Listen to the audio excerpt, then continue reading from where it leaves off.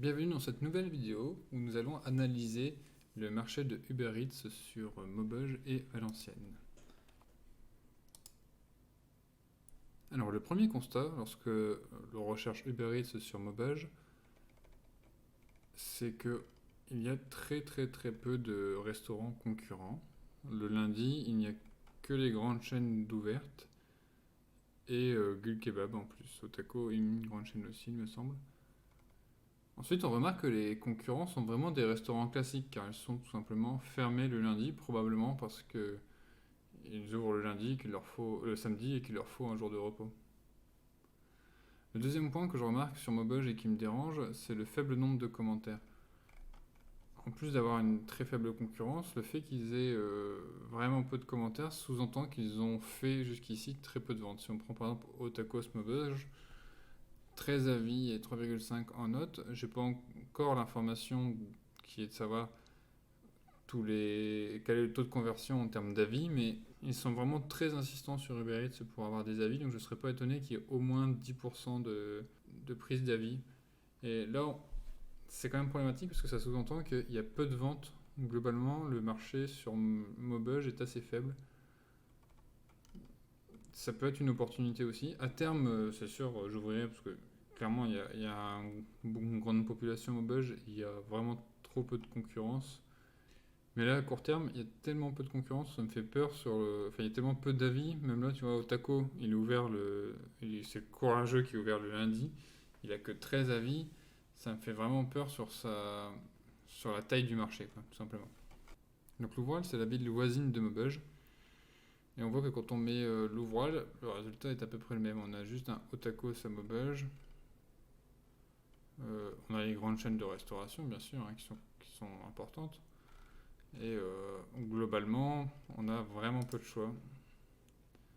Et on constate que, de façon générale, même sur Maubeuge, il semble y avoir assez peu de choix. Donc je dirais que le marché de Maubeuge est vraiment très jeune, en conclusion.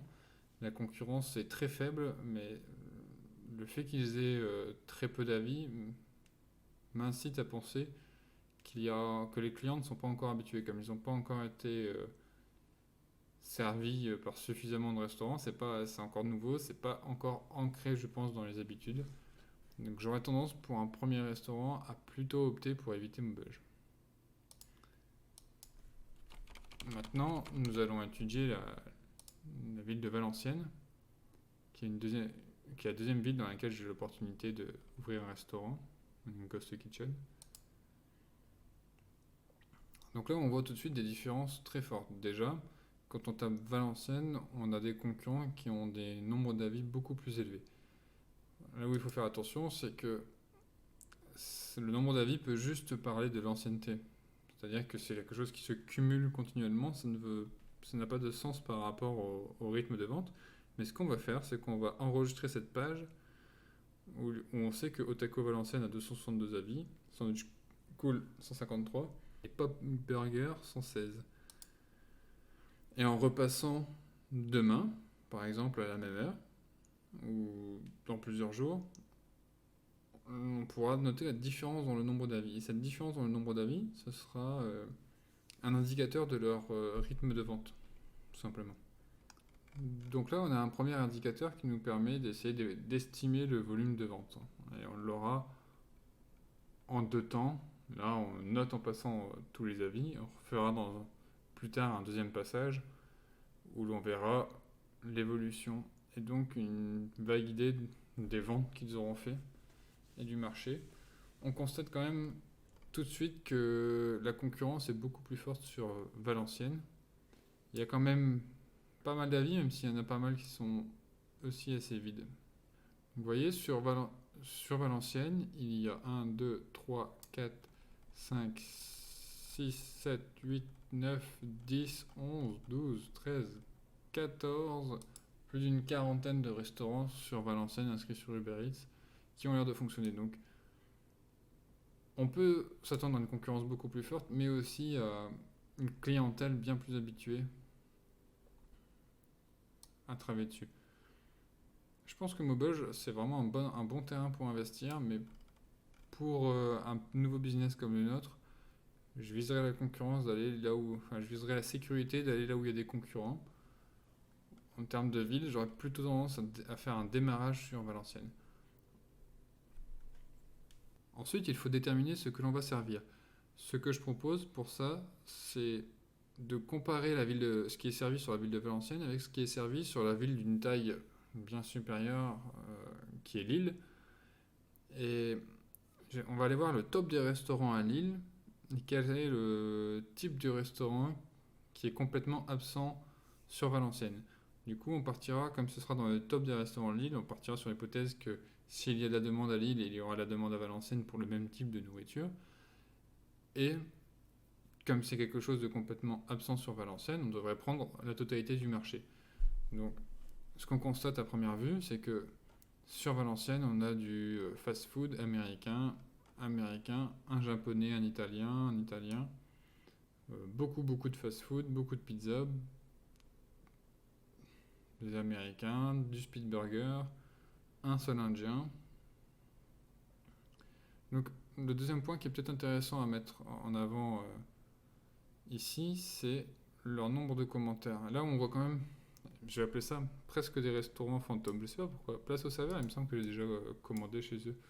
Mais ils n'ont aucun avis, c'est très peu.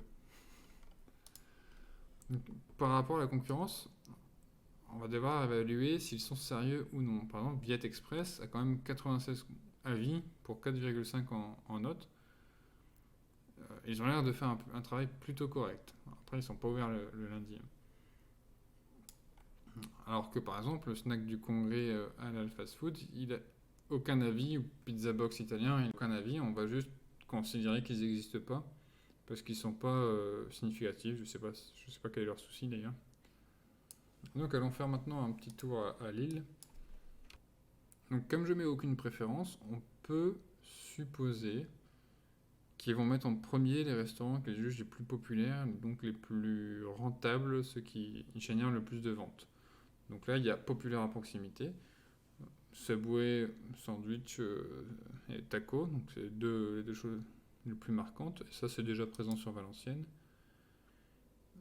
Français halal, je pense que ça revient dans la catégorie des tacos vu l'image. Le thaï, par contre, le thaï, j'en ai pas vu à Valenciennes. Donc là, il y a vraiment quelque chose de très intéressant. C'est qu'il a 500 plus avis. C'est absolument énorme. Il est dans les géants du secteur et il n'est pas présent sur Valenciennes. Donc là, il y a quelque chose sur le thaï.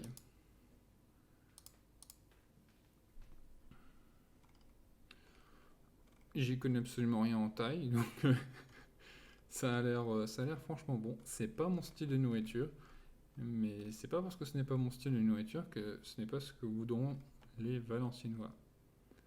Là, je suis vraiment surpris par les 500 plus. Donc, il peut y avoir des choses que j'ignore en termes de culture générale. Est-ce qu'il pourrait y avoir quelque chose qui fait que sur l'île, la nourriture thaï soit plus demandée que sur Valenciennes? Peut-être, on peut faire une erreur, mais franchement, j'y crois pas trop. Là, il y a vraiment quand même une nourriture spéciale. Et ici, quand on ouvre, on voit du japonais. Je cherche du thaï et je ne vois pas de thaï. Si j'en... Alors, si on demande thaï sur Valenciennes spécifiquement, et là, franchement, j'ai un gros doute si le Viet Express asiatique thaï vietnamien.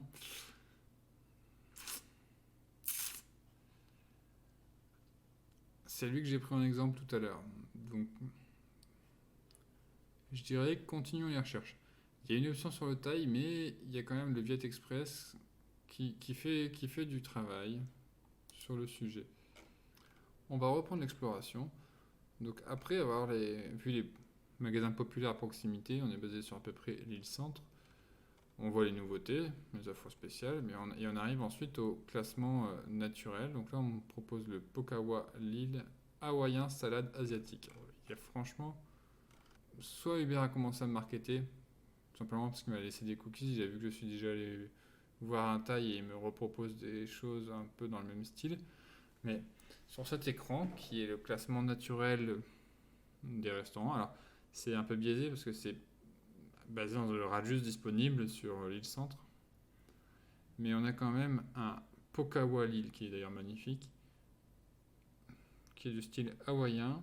Il y en a un qui est de style thaï et il y en a un qui est de style hawaïen healthy, excusez-moi pour la prononciation, c'est-à-dire bon pour la santé. Et donc là, on voit qu'il y a vraiment sur l'île une consommation de plats quand même spécifique qu'on retrouve difficilement sur Valenciennes.